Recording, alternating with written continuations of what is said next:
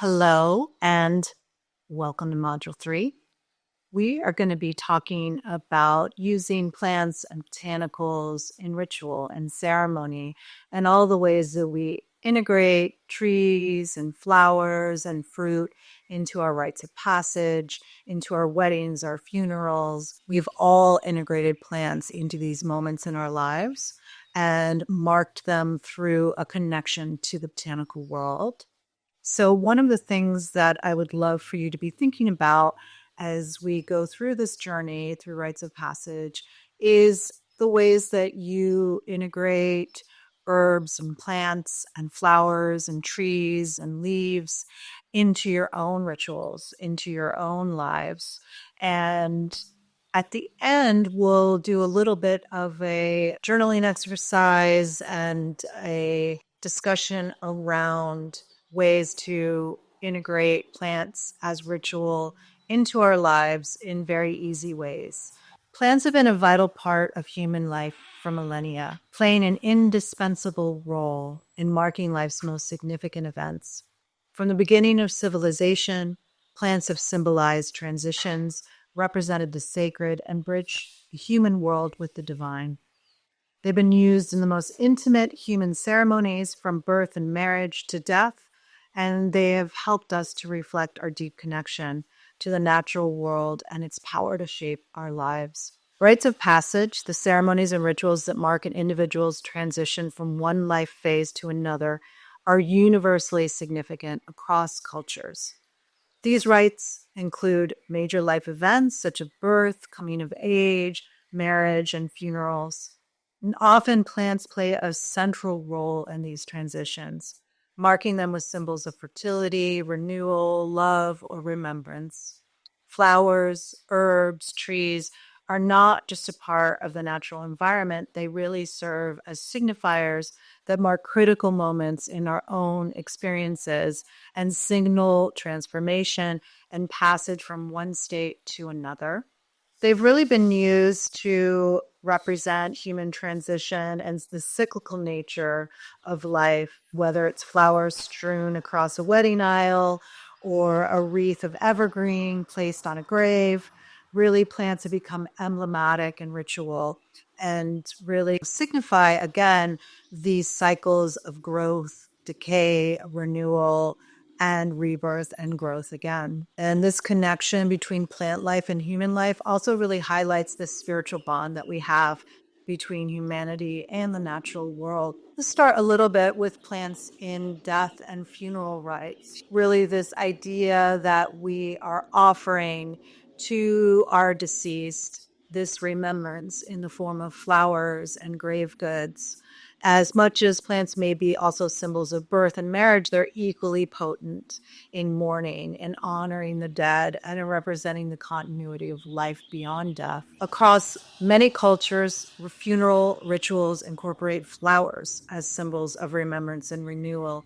The evergreen wreaths, as I mentioned, is often used in Western funeral ceremonies and signifies immortality and the eternal cycle of life. Evergreen plants such as the cypress tree have long been symbolic of death and resurrection, particularly in the ancient Mediterranean world. The Greeks and Romans used evergreen wreaths during funeral rites to symbolize the strength and endurance of the soul, even in its passing. And in addition to wreaths, flowers like lilies, roses, and chrysanthemums are commonly used to adorn graves and symbolize the soul's transition from this life to the next, offering peace and purity to the deceased.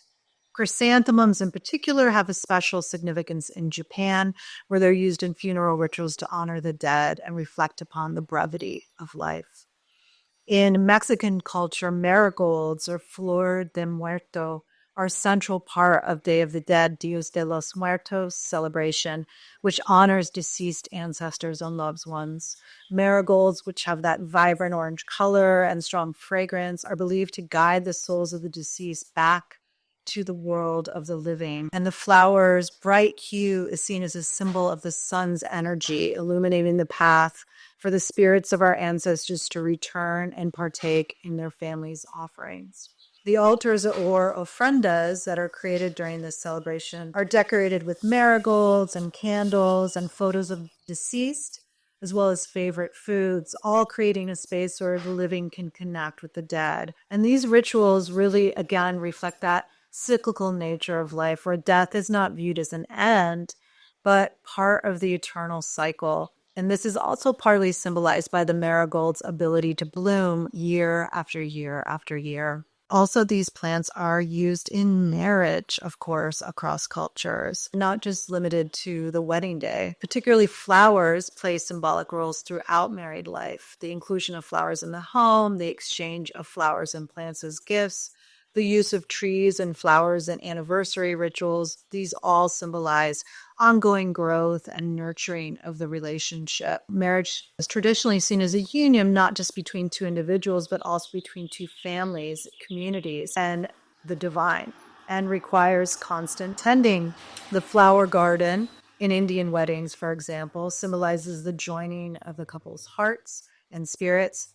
And the bright golden color of the marigold reflects, again, the sun's energy, providing the couple with a strong foundation and support for a lasting union. In other parts of the world, couples plant trees as symbols of their growing relationship, with the tree's roots representing the foundation of their commitment and branches symbolizing the expansive future they build together.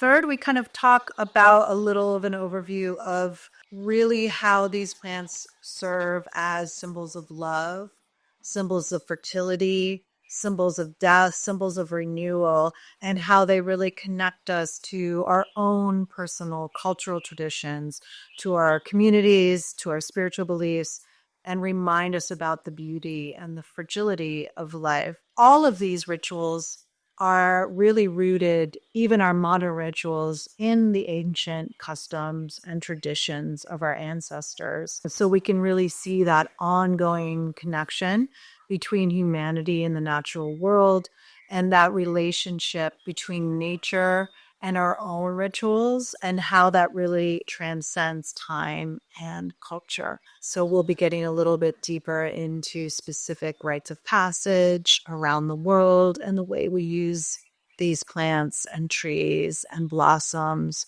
to signify these moments in our lives.